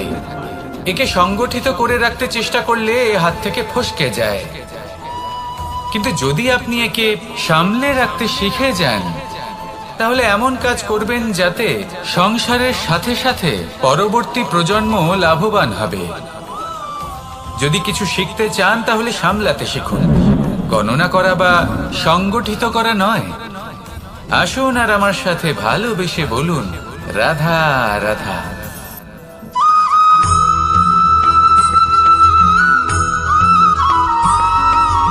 কথায় আছে, প্রত্যেক পুত্র তার পিতার প্রতিচ্ছবি হয়, আর সমস্ত প্রতিচ্ছবি চায় যেন সে তার অস্তিত্ব প্রাপ্ত করতে পারে। পুত্র চায় সে যেন তার পিতার মতো হয়, বা কখনো কখনো তার থেকেও শ্রেষ্ঠ হয়। সেটা কোনো অনুচিত ব্যাপার নয়। অনুচিত তখন হয় যখন পুত্র নিজের পিতার মতো হবার স্বপ্ন পূরণ করতে গিয়ে বা তার থেকেও শ্রেষ্ঠ হওয়ার স্বপ্ন পূরণে অনুচিত পথের আশ্রয় নেয়। কারণ তারপরে সে তার পিতার গুণগুলি আত্মসাৎ করতে চায় না। সে শুধুই এটা চায় যে সংসারের চোখে যেন আমি শ্রেষ্ঠ প্রমাণিত হই। এটা অনুচিত। সংসারে এমন অনেক মানুষ আছেন যারা এই কারণে শ্রেষ্ঠ হবার চেষ্টা করেন যাতে তার পরিবারের, তার পিতার সম্মান বৃদ্ধি পায়। এমনও মানুষ থাকেন, আর এটাই হলো পার্থক্য উদ্দেশ্যের। মনে রাখবেন, যদি আপনার উদ্দেশ্য শুভ হয় তাহলে পথও শুভ হবে, যদি আপনার উদ্দেশ্য অশুভ হয় তাহলে পথও অশুভ হবে। তাহলে নিজের পিতার মতো হবার চেষ্টা অবশ্যই করুন, তার থেকেও শ্রেষ্ঠ হওয়ার চেষ্টা অবশ্যই করুন, কিন্তু মনে রাখবেন আপনার সংকল্প আর আপনার উদ্দেশ্য এই দুই শুভ হওয়া উচিত। তাহলে আসুন আর আমার সাথে ভালোবেসে বলুন, রাধা রাধা।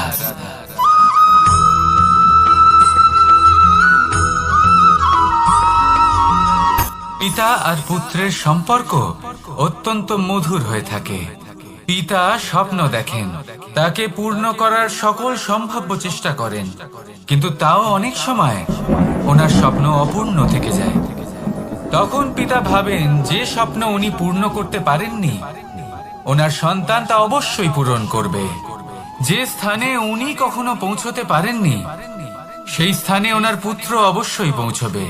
পিতা নিজের সন্তানের ভবিষ্যৎ নিয়ে সেই স্বপ্ন দেখেন, আর যখন সেই সন্তান সামনে এগোতে থাকে তখন তার দুঃখ হয় না, বরং গর্ব হয়। ওনার ভালো লাগে এটা দেখে যে ওনার সন্তান অনেক উন্নতি করছে।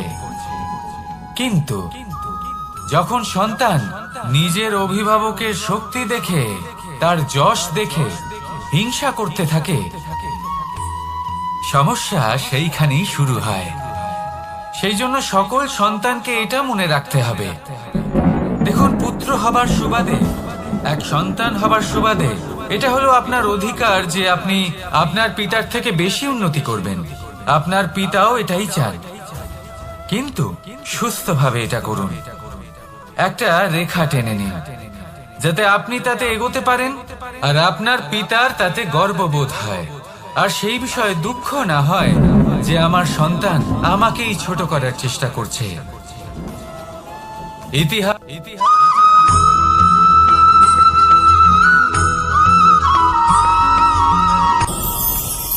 ভয়ের সাথে আমরা সবাই পরিচিত, কষ্টও আমরা সবাই পেয়েছি। কখনো কখনো আমরা অসুস্থ হয়ে পড়ি, আর এমন সময় হলে মাতার মমতা, কখনো বাবার স্নেহ, কখনো বন্ধুদের পাশে থাকার অনুভূতি আমাদের রোগ নিরাময়ে সাহায্য করে।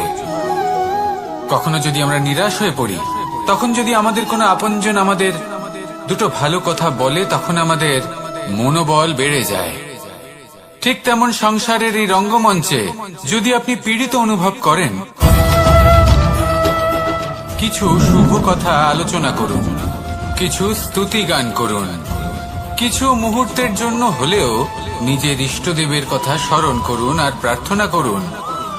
সাহস বাড়বে, শক্তিও বৃদ্ধি পাবে এবং সামনে এগিয়ে চলার পথও দেখতে পাবেন। তখন এই মন প্রসন্ন হয়ে বলবে, রাধা রাধা।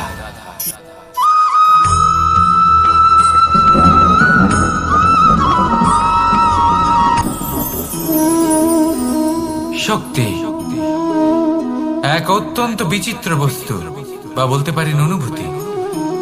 পিতা সবসময় চান যেন তিনি তার শক্তি পুত্রকে। আসুন আপনাকে সহজে বোঝাই। যদি আপনি সুপাত্র হন আর আপনাকে শক্তি দেওয়া হয়, তাহলে আপনি সেই শক্তির গুরুত্ব বুঝবেন, কোথায় সেই শক্তি প্রয়োগ করা উচিত সেটা বুঝবেন। আর এটা যেহেতু অর্জন করা শক্তি হবে, সেই শক্তির অপব্যবহার হবে না। কিন্তু যদি এই আপনি কুপাত্র হন আর যদি আপনাকে এই শক্তি দেওয়া হয়, তাহলে কি হবে? দেখতে গেলে এই শক্তি আপনি দান হিসেবে পেয়েছেন, তাই না আপনি এই শক্তির গুরুত্ব বুঝবেন আর না এর প্রয়োগ আপনি জানবেন। তার অপব্যবহার হওয়া সুনিশ্চিত। তাই যদি আপনি কোনো শক্তি অর্জন করতে চান, তাহলে আগে তার যোগ্য হয়ে উঠুন। পুত্র নয়, পাত্র হয়ে উঠুন। আর আমার সাথে ভালোবেসে বলুন, রাধা রাধা।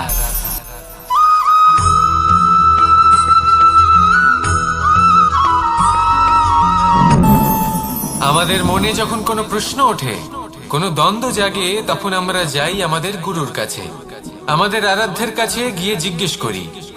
এইভাবেই একদিন আমি পৌঁছলাম আমার আরাধ্যের কাছে, আমার মহাদেবের কাছে, আর ওনাকে প্রশ্ন করলাম যে মহাদেব, জীবনে আনন্দ পাওয়ার, উৎসব পালনের, প্রেম ভাগ করে নেবার, জীবনকে উপভোগ করে নেওয়ার সর্বশ্রেষ্ঠ সময় কোনটা?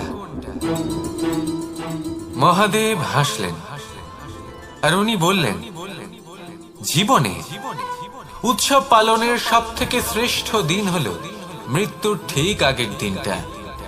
প্রেম ভাগ করে নেওয়ার সব থেকে শ্রেষ্ঠ মুহূর্ত হলো মৃত্যুর ঠিক আগের মুহূর্ত। জীবনকে উপভোগ করে নেওয়ার সর্বশ্রেষ্ঠ প্রহর হলো মৃত্যুর এক প্রহর পূর্বে। তখন আমি চমকে গেলাম। আমি বললাম, কিন্তু মহাদেব, মৃত্যু তো অনিশ্চিত, আমরা জানিও না কবে আমাদের মৃত্যু হবে। মহাদেব আবার হাসলেন। উনি বললেন যে যদি আমরা এভাবে জীবন কাটাই যে আমরা জীবনের প্রত্যেক দিন, প্রত্যেক মুহূর্ত, প্রত্যেক প্রহর শেষ বলে মনে করি, তাহলে আমাদের সমস্ত জীবন আনন্দের সাথেই অতিবাহিত হবে। কি বলেন?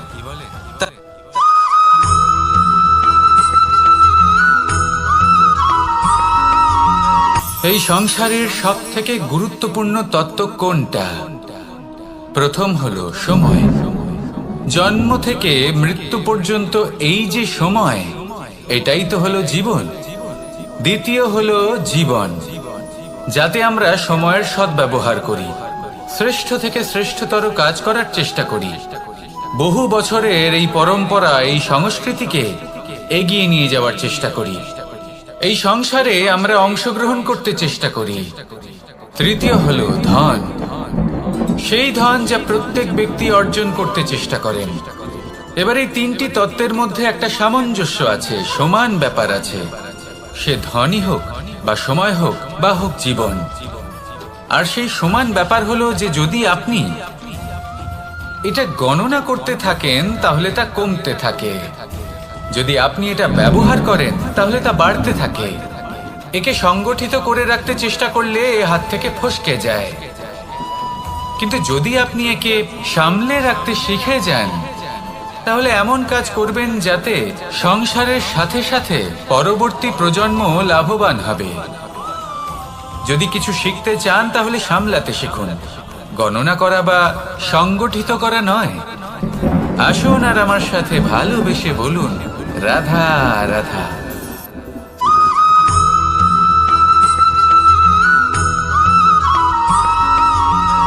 যখন আমরা কোনো বনে প্রবেশ করি তখন এই সবুজ ঘাস দেখে, এই কোমল ঘাস দেখে আমাদের মন প্রফুল্ল হয়ে ওঠে। ভিন্ন ভিন্ন প্রজাতির ফুল, ভিন্ন ভিন্ন রঙের ফুল দেখে এই মন আনন্দে ভরে ওঠে। এখানে শিশুরা আনন্দ লাভ করে, বড়রা ভোজন গ্রহণ করেন, কথাবার্তা বলেন, হাঁটাহাঁটি করে বেড়ান। এবার ভেবে দেখুন, যখন এই উপবনের নির্মাণ হয়েছিল সেই সময় যদি এই মাটিকে সঠিকভাবে খনন না করা হতো, যদি তাতে সঠিকভাবে বীজ রোপণ না করা হতো, যদি কোনো সংঘর্ষ না হতো, পরিশ্রম না করা হতো, যদি চলতে চলতে পায়ে কাঁটা না বিঁধে যেত, তাহলে এই সুন্দর বন দেখে আমরা কি এই আনন্দ লাভ করতে পারতাম? কখনোই নয়। ধরুন কোনো নদীর তটে সুন্দর একটি বন আছে, সেই বনের আনন্দ লাভ করতে গেলে আপনাকে সেই নদী পার করতেই হবে। যদি সুখের নদীর কাছে পৌঁছতে চান তাহলে তটে যে কাঁটা রয়েছে সেগুলোর সাথে সংঘর্ষ করতেই হবে। এই সংসারে যদি আপনি সুখ লাভ করতে চান তাহলে সুখ লাভের এই যাত্রা শুরু করতে হবে সংঘর্ষ দ্বারা। তাহলে সংঘর্ষকে স্বাগত জানান, এর পেছনেই সুখ রয়েছে যা আপনার জন্য অপেক্ষা করছে। এবার হাসুন আর আমার সাথে ভালোবেসে বলুন, রাধা।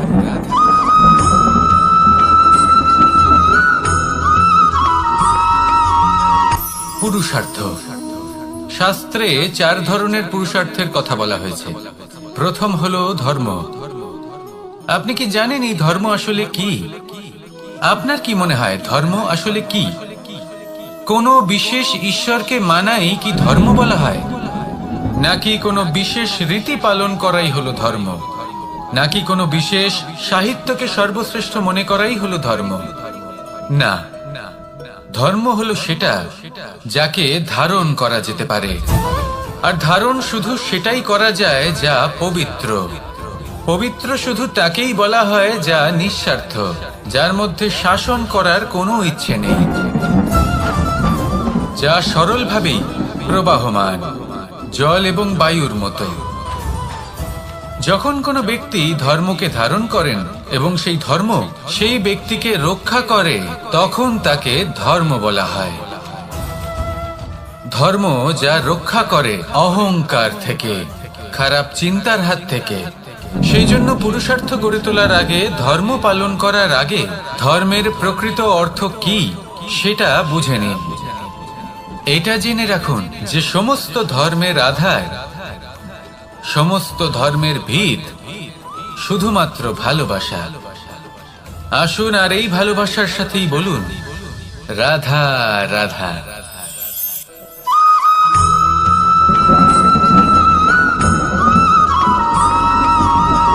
মানুষের মানসিকতা এমন হয় যে সে যতটা করে আশা করে যে তার থেকে অনেক বেশি তার বদলে সে পাবে। দেখুন, সবকিছুই আপনার ভাবনা চিন্তার উপর নির্ভর করছে। আপনি যদি ফলের বিষয়ে ভেবে কর্ম করতে থাকেন তাহলে সেটা অনুচিত। জীবনের আসল আনন্দ হলো নিজের কর্ম করতে থাকা, ফলের চিন্তা করা উচিত নয়। যদি আপনি এরকম ভাবেন যে আমি এতটা করছি, আমার এতটা পাওয়া উচিত, সেই ভাবনা অনুচিত।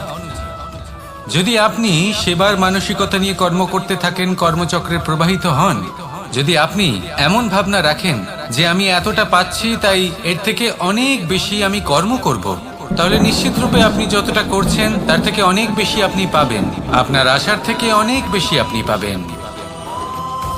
শুধু জীবনে অনেক বেশি কাজ করতে থাকুন, ফলের চিন্তা করবেন না।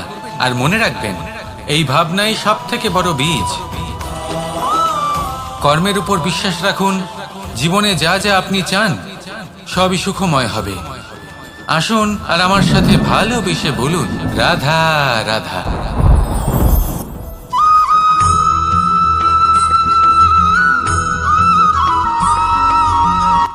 সংসারে আমাদের জীবনে যখন কোনো সুখ বা দুঃখ আসে, তার জন্য আমরা কাউকে না কাউকে অবশ্যই দায়ী করে থাকি, তাই না? এই ব্যক্তি আমাদের সাথে এরকম কাজ করেছেন, তাই আমার সাথে এমন হলো। ওই ব্যক্তি যদি এমনটা না করতেন, তাহলে আজ আমি ওই স্থানে পৌঁছতে পারতাম। সবই আপনার দৃষ্টিভঙ্গির ওপর নির্ভরশীল। আর যদি আপনার দৃষ্টিভঙ্গি এমন হয়, তাহলে তা অনুচিত। সত্যি কথা বলতে, এই সংসারে ভিন্ন ভিন্ন ধরনের মানুষ আছে। এটা আপনার উপর নির্ভর করছে কিভাবে তাদের স্বাগত জানাবেন। একবার ভাবুন, আমি আমার দুটো হাত সামনে নিয়ে এলাম, দুটো মুঠো খুলে দিলাম। দুই প্রকারের মানুষ আসবেন, কিছু না কিছু দিয়ে যাবেন। এই মুঠো যদি আমি বন্ধ করে দিই, তাহলে না কেউ আমাকে কিছু দিতে পারবে, না আমার কিছু যাবে আসবে। নিশ্চয়ই বুঝতে পারছেন এই দুই ধরনের ব্যক্তি কারা এবং তারা কি দিয়ে যান। আমি যদি নিজের মুঠো খুলে দিই, তাহলে কিছু ভালো মানুষ আসবেন, আমাকে আনন্দ, সন্তুষ্টি, জ্ঞান প্রদান করে যাবেন, ভালো অভিজ্ঞতা দিয়ে যাবেন। কোনো খারাপ ব্যক্তি যদি আসেন, তাহলে তিনিও খারাপ অভিজ্ঞতা দেবেন, যার থেকে আমি শিক্ষা লাভ করব। এই সব কিছু আমি লাভ করতে পারি। মুঠো যদি বন্ধ করে রাখি, তাহলে আমি কিছুই পাবো না। দেখুন, এই সংসারে প্রত্যেকের জীবনে এরকম। প্রত্যেকের জীবনে সবকিছুই আছে, ভালো খারাপ দুই মানুষই আছে। ভালো অভিজ্ঞতা আছে, খারাপ অভিজ্ঞতা আছে। নির্ভর করছে আপনার উপর যে আপনি কি করবেন। এনাদের স্বাগত কিভাবে জানাবেন, কার থেকে কি বুঝবেন, কি শিখতে পারবেন, আর কোন দৃষ্টিভঙ্গি নিয়ে অগ্রসর হবেন। এটাই নির্ধারণ করবে যে আপনার জীবন কেমন হবে। আসুন আমার সাথে ভালোবেসে বলুন, রাধা রাধা।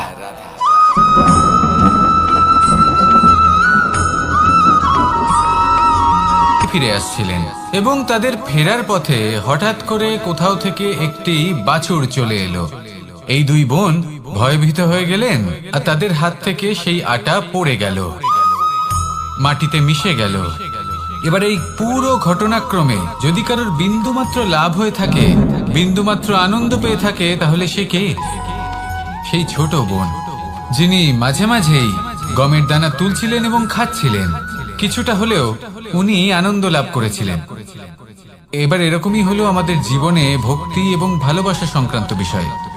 মানুষ নিজের জীবনের দৈনিক কাজে এতটাই ব্যস্ত হয়ে পড়েন, প্রত্যেকদিন শুধু কাজ কাজ কাজ কাজ করতে থাকেন, আর তাতে ভক্তি এবং ভালোবাসার জন্য সময় বার করতেই পারেন না। দেখুন, জীবনে ভক্তি আর প্রেমের এই যে ছোট ছোট মুহূর্ত আছে, এগুলো যদি আপনি যাপন করতে পারেন, তাহলে তাতেই আপনি তৃপ্তি লাভ করবেন। বাকি সবই আপনার ব্যর্থ বলেই মনে হবে। জীবনে যখনই আপনি কোনো কাজ করবেন, ঈশ্বরের প্রতি সমর্পিত হয়ে সেই কাজ করুন। আর যখনই সময় পাবেন, তাহলে সেই সময় নিজের আপনজনদের দিন। যাদের আপনি ভালোবাসেন, তাদের প্রতি যত্নবান হন, তাদের শুভাকাঙ্ক্ষী হন। এই প্রেম আর ভক্তির ছোট ছোট মুহূর্তগুলো আপনার জীবনকে চরিতার্থ করে তুলবে। আসুন আমার সাথে ভালোবেসে বলুন, রাধা রাধা।